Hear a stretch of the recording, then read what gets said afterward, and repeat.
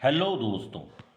भक्ति आंदोलन में सबसे पहले हम लोग देखते हैं कि दक्षिण भारत में भक्ति आंदोलन कैसे फैला। तो दक्षिण भारत की अगर हम लोग भक्ति आंदोलन की बात करें तो विष्णु जी के भक्त और शिव जी के भक्त।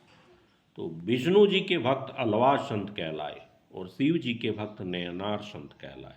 अलवार संत फिर जाके नामा अलवार, मधुर कवि, अंडाल, महिला, कुलशेखर और नयनार संत निरुना बुक रशु अप्पर, तिरुज्ञान सबंदर, सुंदर मूर्ति, मणिक वाचाकार।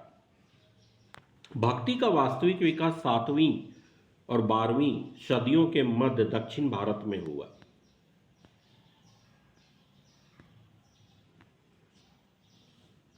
शैव नयनार और वैष्णव अलवार ने बौद्ध और जैन की तपश्चर्या की शिक्षा को अस्वीकार कर मोक्ष के मार्ग के रूप में ईश्वर के प्रति व्यक्तिगत भक्ति का उपदेश दिया।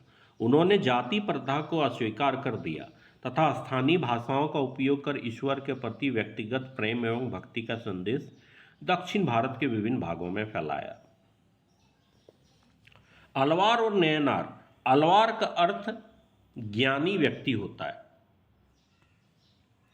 अलवार का अर्थ ज्ञानी व्यक्ति होता है। अलवार संत एक ईश्वरवादी थे। वे लोगों के हृदय पर आध्यात्मिक शासन करते थे।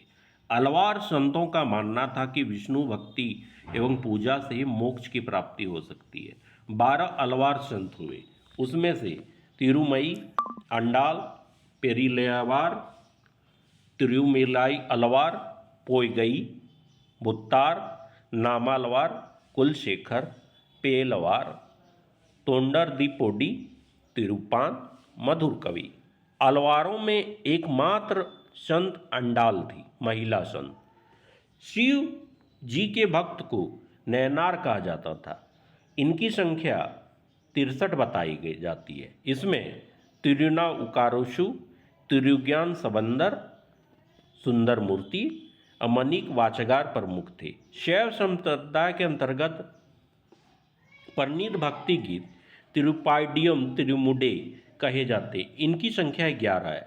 इन गीतों को व्यवस्थित करने का श्रेय नंबी अंडार नाम्बी को प्राप्त है। ये चोल शासक राजराज प्रथम एवं राजेंद्र प्रथम के समकालीन थे। देश में विचारों की वाहक अब भी संस्कृत भाषा ही थी। भक्ति विचारों को उत्तर ले जाने का काम विद्वानों और संतों ने दोनों ने किया।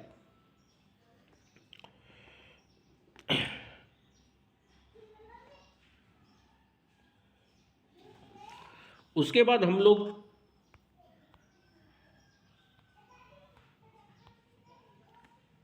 भक्ति आंदोलन में देखते हैं कि कहाँ कौन संत हुए।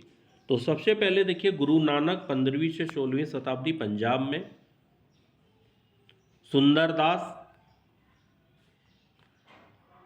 15वीं से 16वीं शताब्दी, दादू दयाल 16वीं शताब्दी राजस्थान, मीराबाई गुजरात 16वीं शताब्दी, नरसिंह मेहता 15वीं शताब्दी गुजरात, एकनाथ, तुकाराम, जनेश्वर, ज्ञानदेव, रामदास महाराष्ट्र में, कर्नाटक में बसवना,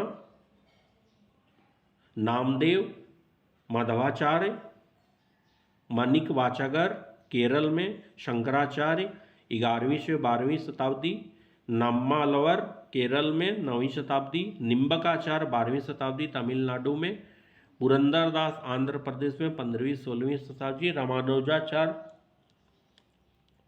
आंध्र प्रदेश में, वसावना 12वीं शताब्दी में, रामदास 17वीं शताब्दी में। फिर बंगाल की ओर हम लोग चलते हैं तो चैतन्य देव 15वीं से 16वीं शताब्दी। और उत्तर प्रदेश में देखते हैं तो यहाँ बहुत सारे संत हुए। कबीरदास 15वीं शताब्दी, रैदास 15वीं शताब्दी, वल्लभाचार्य 15वीं से 16वीं शताब्दी और तुलसीदास 16वीं से 17वीं शताब्दी। इनके बारे में विस्तृत रूप से आगे की कक्षा में जानेंगे। और मेघालय तरफ शंकरदेव 15वीं से 16वीं शताब्दी।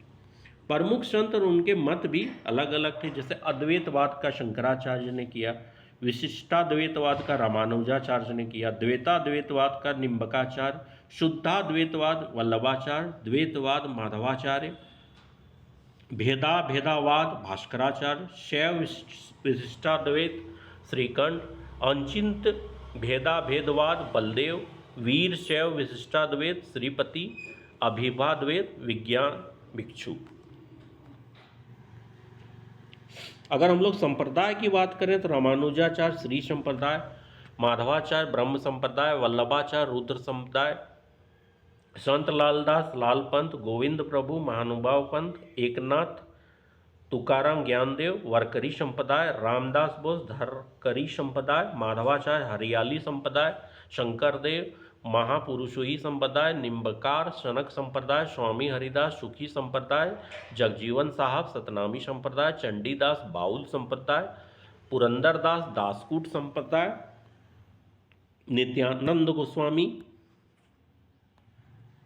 चैतन्य पंथ, गुरु नानक सिख संप्रदाय, दादू दयाल दादू पंथ और निष्पक्ष संप्रदाय, हित हरिवंश राधा वल्लभ संप्रदाय, रामानंद रामवत संप्रदाय, श्रीचंद गुरु नानक के पुत्र उदासी संप्रदाय, जयनाथ बिश्नोई संप्रदाय, निरंजन कनिरंजनी संप्रदाय। Thank you for watching.